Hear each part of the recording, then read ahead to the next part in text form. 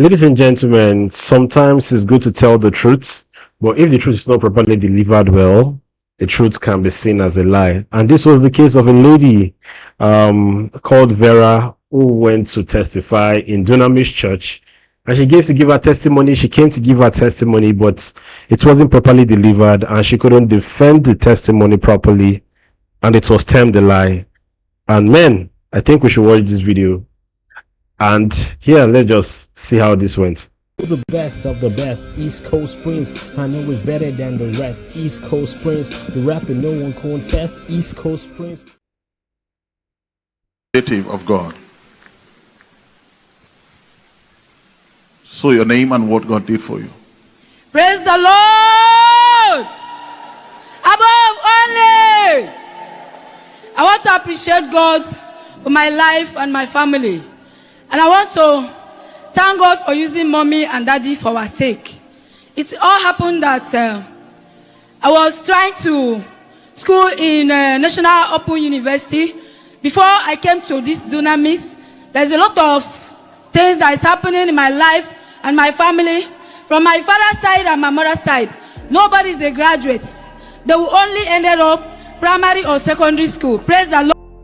So first of all, the first thing here was the grammatical error when she was speaking.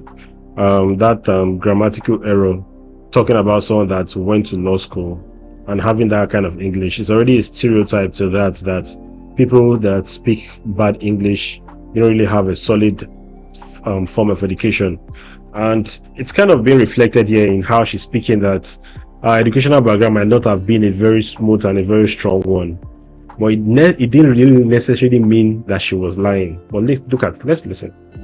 Lord, but when God remembered me, I got a job and I was working, and I decided to further my education. I started the school. I want to do law program.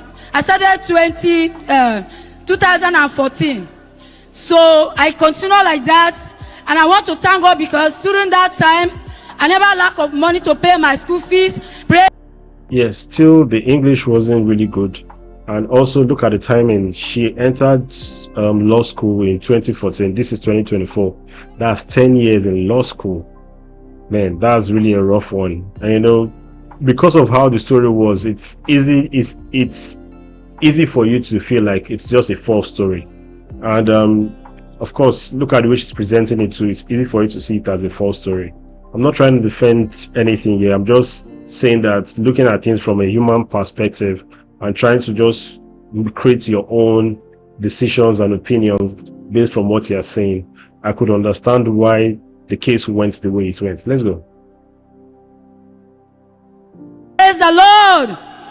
I keep going to the extent I go to 500 level, and challenges everywhere. Problems, sickness, they afflict me with leg pain, and I cannot be able to finish.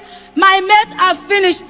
So the law program is 6 years. So since I cannot be able to meet up, some of my mates finish, and I keep on like that. And yesterday, God declared me. Well, she said that embargo was there in the course of her program. The course of her program, she was afflicted, and it looked as though she wasn't able to, or she isn't going to finish that program, but God helped her. Yesterday, she graduated, like she said, the first person to bag a degree in her family. Degree in what? In what law? Law program. What's it called? What's the name of the degree? Like medicine is MBBS.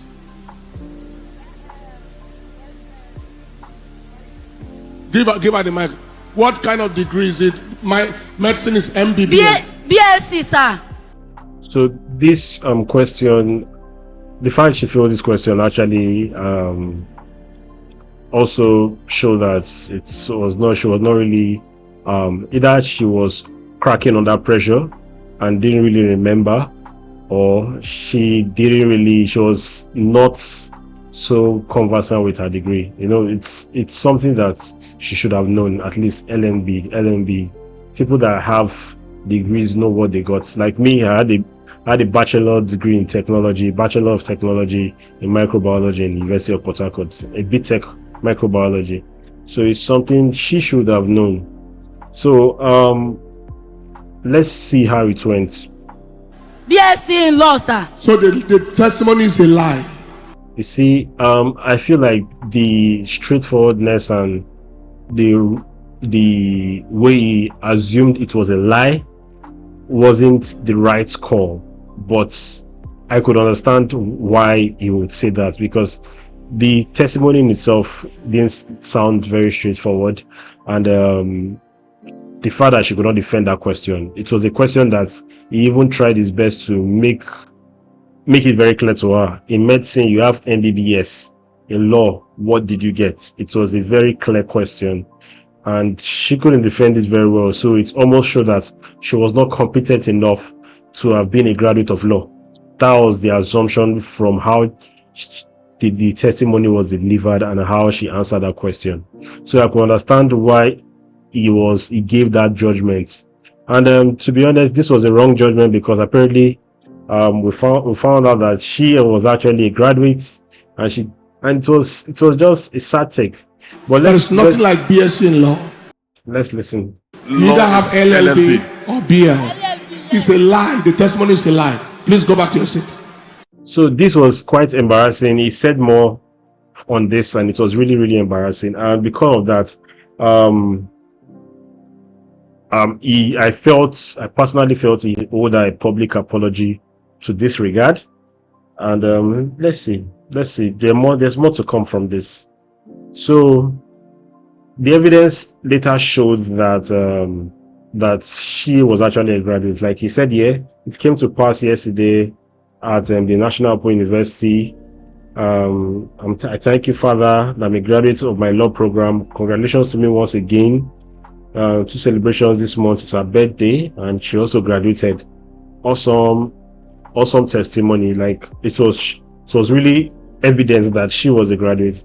And also her name was even there. They marked her name on the sheets of graduating, the list of graduating students. You can see her name there, that she actually was a graduate. So this actually was the receipt. She brought receipt to show that yes, she graduated from it. And after the outcome made the church to know that okay, this was a drastic mistake that was publicly seen that they did, and the church issued a press release. So I'll read the press release for you, and I'll give my personal opinion on it, and I'd like to hear what you have to say about this. A scenario was created on Sunday, on the 14th of April 2024, at the Glory Dome, the global headquarters of Dunamis International Center, when Mrs. Veronica Nena came out to testify of how God helped her graduate from the university, thus making her the first person to attain this feat in her family. These were immediate triggers for the said scenario. First, listen to the testifier's expression as it borders on basic spoken English conveys the impression that the minimum standard expectation of a graduate, especially a graduate of law, was not met. Second, stating that she studied law for 10 years begs the question of what her degree actually was. Third, she was unable to state exactly the correct degree, what the correct degree was for law, which is LLB. Rather, she said it was BSc in law, which is largely unknown as law degree in Nigeria and possibly globally. This prompted the senior pastor, Dr. Paul Eneche, to stop the testimony immediately or as the product of a lie. However, relief came when it was later confirmed that she actually graduated from a university. It must be pointed out clearly that embarrassing the testifier publicly with the attendant media frenzy was never intended. Whatever happened was under the spur of the moment. The action of the senior pastor was rather based on his action on his and the church aversion to seeming mediocrity and any appearance of untruth. While we remain resolute in our passion for excellence, intolerance of mediocrity and falsehood, we wish to reiterate the fact that no harm or hurt was ever intended by senior pastor against Mrs. Veronica. The senior pastor feels deeply concerned and has already reached out to her. So I assumed he gave her a private apology. He reached out to the lady to apologize to the lady privately. As a commission, we regret every inconvenience, hurt, and embarrassment this unfortunate scenario has caused Mrs. Ayim Veronica Nena. We remain committed to our physical welfare as well as our spiritual growth. God bless us all. Sylvester Edo, personal secretary to the senior pastor. So first of all, this press release, to me, I feel like this press release was more trying to justify the incident rather than apologizing to the lady. There was nowhere in this press release where they actually stated outrightly that we apologize or we are sorry for how things went with Mrs. Ayim. We apologize to Mrs. Ayim, to Miss Ayim. Nothing was said to that regard. Everything was more of, we actually have good intentions and we did this out of the good intentions, and these were the reasons why. So it's, to me, it's a very one-sided press release. It's not balanced enough. It's supposed to contain the justification of their incident and also a proper apology to Miss Ayim, even though they reached out privately to apologize to her. Of course, the thing became a media frenzy. It went public, so a public apology would have been the most appropriate in this scenario. But so here is another content that showed that Pastor Eneche and his wife went to see her, and I like how she worded this. And this is what she said: I want to inform the world that I just had a warm meeting with my spiritual father and mother, Dr. Paul Eneche and Dr. Becky Eneche. I don't have any grudge against the church or them. I remain committed to serving God as a member of Dunamis Church. I am thankful for the concern of the public. I have put the situation at my back and I have moved forward, and I want everybody to do the same. Peace. This is a very lovely photo, and I like how she spoke. I think so far so good. Our character all through this saga and all through this incident was a very, very commendable one. It's something I actually applaud her for, because first of all, she didn't try to ignite the flame by adding more to the frenzy, trying to backlash or do anything. She didn't do anything like that, but rather she came out with her receipts, and the church had to act on the receipts that she came out with. And I really loved how everything went and the turn of events, it really did well. I would have loved, or I'm still hoping, that a proper public apology will be done. It doesn't have to be done via a press release. It can do it at the altar on Sunday. It might do it, I don't know, but this is just a video coming out, and from what has happened so far so good. This is the part to which I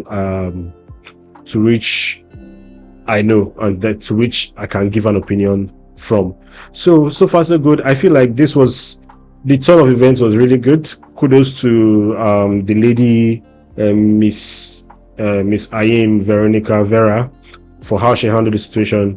Kudos to the church too for how they handled it. I feel like there's still need for a public apology, like an official public apology, aside the justification that was done there. And also, I know Dr. Paul Eneche is getting a lot of backlash to this regard, or he got a lot of backlash to this regard. But one thing I'll say is that he's human, in as much as he's a pastor, he's human. And then what he did at the altar was not really, it was quite rash. It was quite harsh and rash. Just like outrightly deeming our testimony as a lie. And of course, we are humans and we have to learn from all this. We learn from people's experiences as much as we learn from ours.